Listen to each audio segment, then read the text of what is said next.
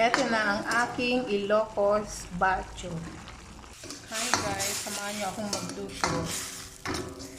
Ayan. Papalambutin muna natin yung beef hanggang maubos ang tubig.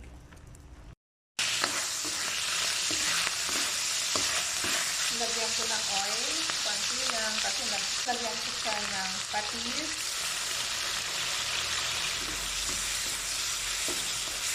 And ang bawang.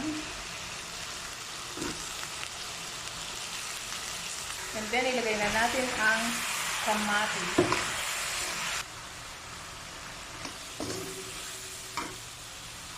Ilagay ko na ang upo.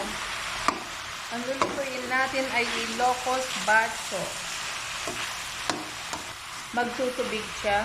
Pero ilagyan natin ng konting water. Ayan. Antayin natin na maluto. Tapos, lagyan ko rin ng asin. Konting paminta. Ito na ang aking Ilocos Bacho. Thank you for watching. Keep safe everyone.